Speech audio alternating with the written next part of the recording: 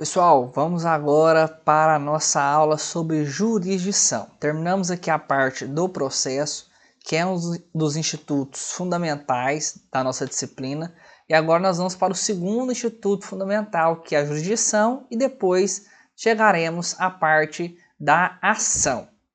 A jurisdição, pessoal, é um instituto fundamental do processo porque é nesse momento aqui que nós estudamos a aplicação do direito ao caso concreto, ou seja, como que o processo, no exercício da jurisdição, consegue aplicar aquilo que está previsto na legislação, na Constituição, aos casos concretos que são apresentados perante o Poder Judiciário.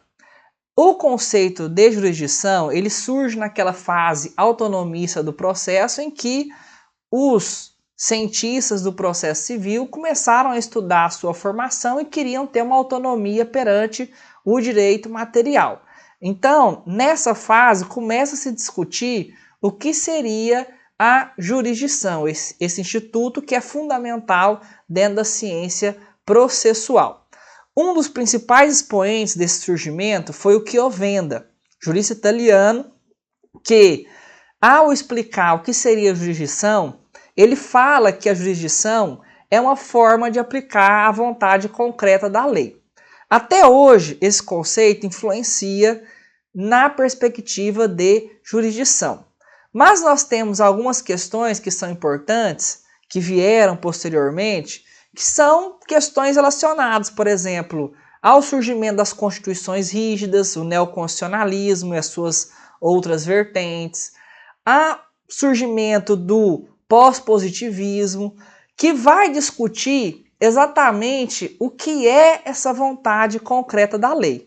Porque para o Chiovenda, dentro de um positivismo clássico, essa vontade da lei, ela está presa ao dogma do positivismo de que a lei é a fonte suprema do direito. Naquele momento nós não tínhamos, por exemplo, a função da Constituição como sendo aquela norma superior dentro do ordenamento jurídico. E, na hora de aplicar essa vontade concreta da lei, o que Chiovenda entendia como isso, a simples descrição do que estava escrito no texto normativo, ou seja, no que estava escrito na legislação. Você não tinha uma interpretação do texto, da lei, como nós vemos hoje, porque naquele momento o juiz ainda tinha aquela perspectiva de ser o boca da lei, ou que se aceitava uma discricionariedade muito pequena na hora de interpretar a legislação, própria mesmo do positivismo exegético, em que o juiz ele tinha a função apenas de pegar o que estava na lei, aplicar o caso concreto sem nenhum tipo de interpretação, a não ser uma interpretação meramente descritiva. Então aqui nós temos uma perspectiva bastante positivista do que seria a jurisdição, compartilhando aí de dogmas que são do positivismo jurídico. Nós temos o Carnelucci, também jurista italiano, que vai dizer que o exercício da jurisdição é a aplicação de uma norma individual a partir de uma norma geral, que é justamente a legislação. E para que isso aconteça, é preciso que exista uma lide, que é o conflito de interesse entre as partes envolvidas, que vão levar esse conflito de interesse ao Poder Judiciário para que ele possa determinar quem está certo, quem está errado, ou seja, resolver aquele conflito. No Carnelucci, no conceito de Carnelucci, nós temos o surgimento desse conceito de lide, que é importantíssimo, que é o conflito de interesse. Ou seja, você tem que ter interesses resistidos, uma pessoa quer receber uma dívida, outra pessoa não quer pagar, então você tem um conflito de interesse e isso vai parar perante o Poder Judiciário. O Poder Judiciário ele vai atuar em cima de lides. E para resolver essa lide, esse conflito de interesse, você pega a norma geral que está na lei e você cria uma norma individual para o caso concreto. Então, quando o juiz dá uma sentença, lá no dispositivo da sentença, que é onde ele vai condenar, por exemplo, a pagar essa dívida que a gente está dando como exemplo, e aí ele vai nesse dispositivo criar uma norma individual para o caso concreto a partir da aplicação do Código Civil que está vigente na época. O Carnelucci tem um avanço muito importante no conceito de jurisdição, porque ele trata dessa perspectiva de lide que até hoje influencia essa concepção. Foi a contribuição dele, além de trazer essa perspectiva de aplicação de norma individual a partir de uma norma geral.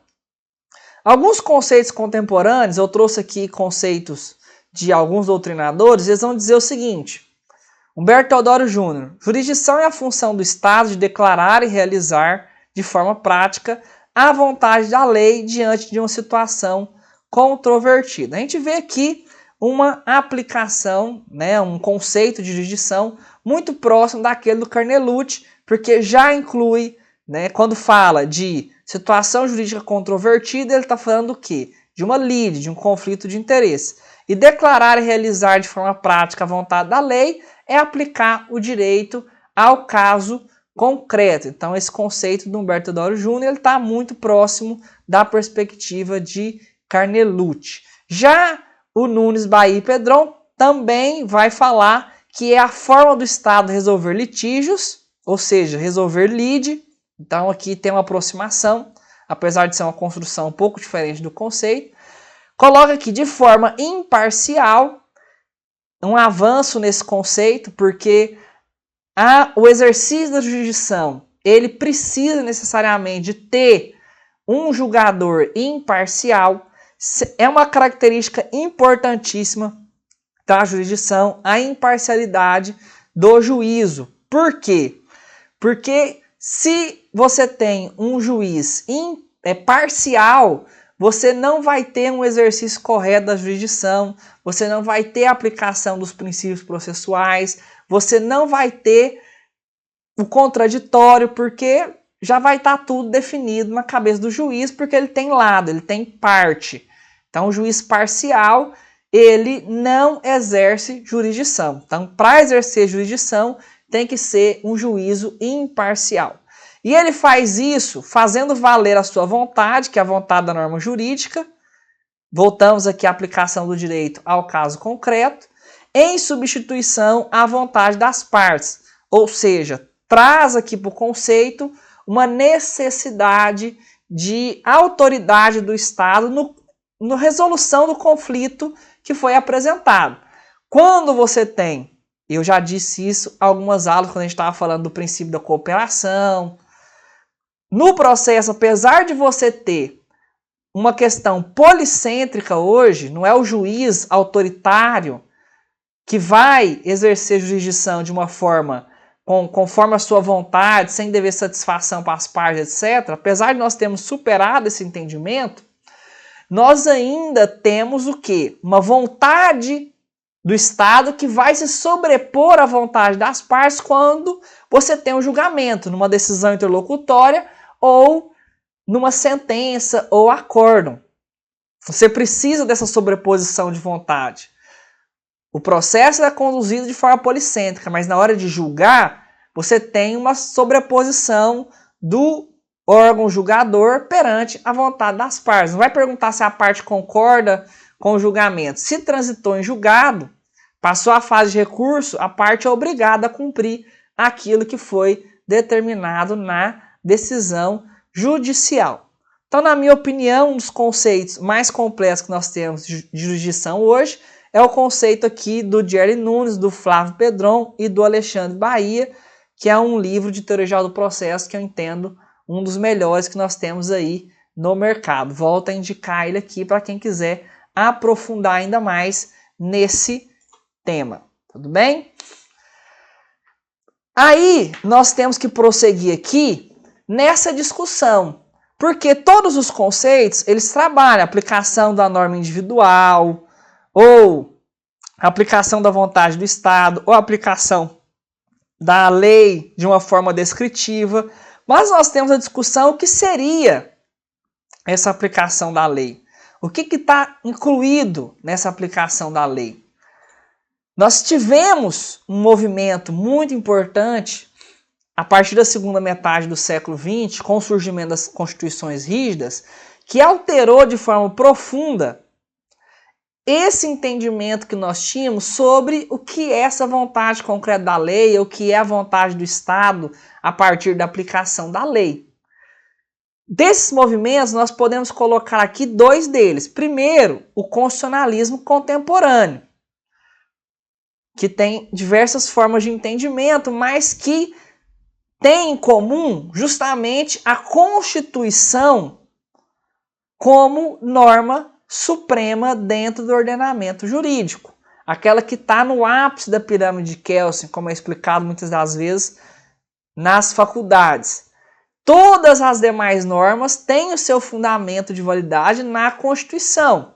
E isso coloca a Constituição como estando ali num lugar proeminente dentro do ordenamento jurídico, e isso vai fazer com que a Constituição influencie na aplicação de todo o ordenamento jurídico. Na hora de você aplicar uma lei, você tem que observar se essa lei é constitucional ou não, porque nós temos o controle de constitucionalidade difuso, que permite qualquer juiz analisar se determinado dispositivo legal está de acordo com a Constituição, interpretar aquele dispositivo de lei da melhor maneira que ele se encaixe aos preceitos constitucionais, da melhor maneira que realize os direitos fundamentais previstos na Constituição, observar os objetivos da Constituição de proteção da dignidade da pessoa humana, de proteção da liberdade, da igualdade. Então, um dos movimentos importantes foi justamente o constitucionalismo.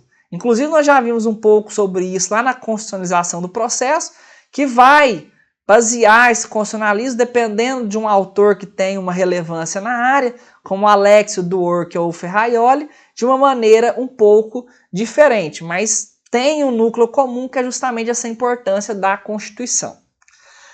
Nós temos também, dentro da teoria geral do direito, a parte de contribuição do pós-positivismo, que pode ser enxergado de maneiras diferentes também, dependendo do autor que você for trabalhar, mas tem uma perspectiva comum, que é justamente separar o texto normativo da norma. O que seria isso? O texto normativo é o que está escrito na Constituição, na lei, é a leitura do artigo ali. O que está escrito é o texto normativo. Mas para você chegar na norma, você precisa interpretar esse texto normativo. A norma não é igual ao texto normativo. A norma é a interpretação que se faz sobre aquilo que está escrito na legislação. Nós não temos uma interpretação meramente descritiva, mas uma interpretação que vai fazer surgir a norma a partir dos limites estabelecidos pelo texto normativo. Isso é importante porque supera aquela concepção do Chiovenda, que falava que a jurisdição é uma mera aplicação descritiva da lei ao caso concreto. Hoje nós temos noção que não é isso que acontece, que o juiz, o julgador, ele não é mais só a boca da lei, mas ele interpreta a lei seguindo determinados preceitos e ao interpretar ele cria a norma e essa norma que ele faz surgir vai ser aplicada ao caso concreto. Uma coisa que é comum ao pós-positivismo é a separação entre texto e norma. Voltando aqui, recapitulando, a norma então, ela é a interpretação que se faz sobre o texto normativo. Não podemos confundir o texto da lei com o conceito de norma. Isso é importante para a teoria geral do processo e é importante também para a teoria geral do direito. E aí, pegando exemplos de como esse pós-positivismo funciona, nós podemos trazer aqui o Dworkin, que ele vai falar o seguinte, que na hora de interpretar o texto normativo, existe uma única resposta correta para o caso concreto. E o juiz, na hora de interpretar, o que ele tem que seguir? Ele tem que analisar os argumentos das partes, Daí a importância do contraditório no processo, porque ele é importante para a formação da norma jurídica concreta, que vai dar solução àquele caso. O contraditório não pode ser meramente formal, ele precisa ser substancial. Eu acho que isso tem que ficar bem claro na nossa aula de contraditório. Se você não pegou essa perspectiva, diferença entre formal e substancial, volta lá na aula de contraditório. Assista a aula novamente, leia o material. Isso tem que ficar bem claro na cabeça do aluno, da aluna. Tudo bem? A partir daquilo que foi construído na questão probatória, porque não basta alegar e fazer uma argumentação linda nas suas petições, na sua petição inicial, na sua contestação, se você não consegue provar aquilo que você está alegando. A parte probatória, ela é muito importante dentro do processo. E a reconstrução institucional da norma por meio da análise dos precedentes judiciais. Aqui nós temos a necessidade de analisar o texto normativo, mas também a interpretação que foi realizada desse texto normativo para casos anteriores que chegaram a uma construção daquela norma jurídica. Porque o Poder Judiciário, e o Duor que ele fala isso, ele deve ser analisado como se fosse um romance em cadeia. Ou seja, um livro que tem uma história ali de construção de personagens e vai evoluindo. O Poder Judiciário ele tem que funcionar dessa mesma maneira. Você não pode chegar num terceiro capítulo e mudar totalmente aquilo que você falou no capítulo 1 do livro de romance. É uma construção em sequência. Então, o julgador, na hora de verificar isso, ele precisa observar como que aquela norma já foi interpretada para casos semelhantes anteriormente, para ele ter uma aplicação daquele texto normativo para o caso concreto que ele está analisando naquele momento. Porque os precedentes eles são decisões anteriores que podem ser utilizados para fundamentar as decisões contemporâneas.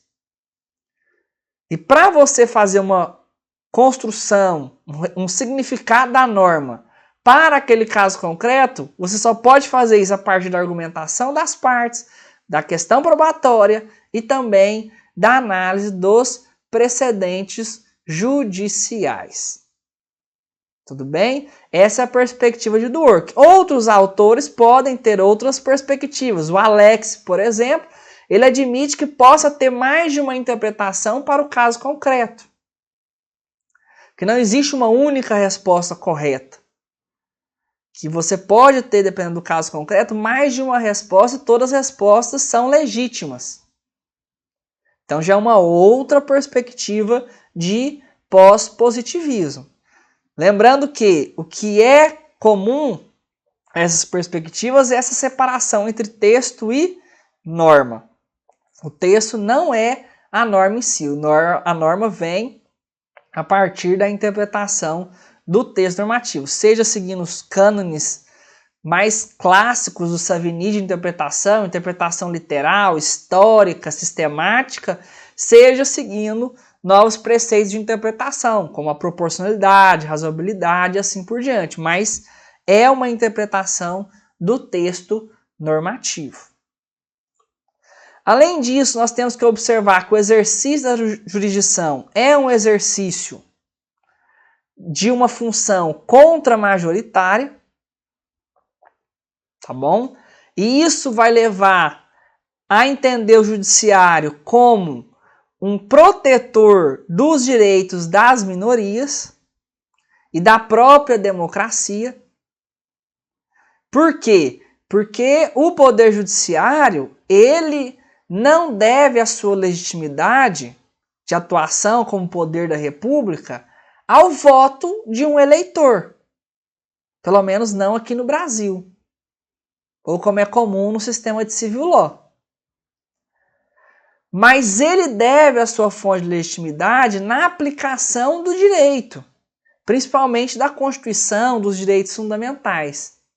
Então, mesmo que uma maioria de pessoas, ou até mesmo uma grande maioria de pessoas, queiram que se viole um direito fundamental que está previsto na Constituição, o Poder Judiciário tem que atuar e falar assim, não, esse direito fundamental aqui é garantido para todos. Uma maioria não pode querer vir e retirar esse direito fundamental das minorias. E o Poder Judiciário ele tem que ser um poder aberto para receber essas reclamações que as minorias possuem, porque os outros demais poderes são eleitos pela maioria. Poder Executivo, Poder Legislativo são eleitos pela maioria. Precisa de ter um poder que seja contra-majoritário para proteger os direitos das minorias perante o exercício do direito das maiorias. Isso pode acontecer no direito constitucional, no direito civil, no tributário, caso o Estado queira tributar além daquilo que a Constituição permite, e assim por diante. A jurisdição ela possui uma função contra-majoritária e na hora de aplicar a lei ao caso concreto, o Poder Judiciário precisa observar essa função que ele possui. Mas se o Poder Judiciário ele não se legitima democraticamente pela eleição, mas pela aplicação do direito ao caso concreto, nós precisamos saber como que o Poder Judiciário chegou à aplicação do direito ao caso concreto. Isso só pode ser realizado pela fundamentação das decisões judiciais. Isso significa que a legitimidade democrática vem da justificação, da fundamentação que o Poder Judiciário dá toda vez que ele vai decidir um caso concreto. Seja através de decisão interlocutória, seja sentença ou acórdão. Sempre precisa ter fundamentação à decisão judicial. Faz parte do Estado Constitucional Democrático de Direito para impedir que o Poder Judiciário abuse do seu poder de aplicar o direito ao caso concreto, permitir um controle interno, ou seja, as partes elas podem recorrer daquela decisão, seja para permitir o controle externo, que pode consistir no controle da população em geral, da imprensa e também daqueles que buscam estudar as decisões do Poder Judiciário e observar se o Poder Judiciário agiu de forma correta, se ele deu a melhor interpretação para o caso concreto, se aquele precedente é um bom precedente ou não, de acordo com a interpretação da lei ou da Constituição Federal. Algo que fica a cargo daquilo que comumente é ensinado lá na disciplina de Introdução ao Estudo do Direito como doutrina.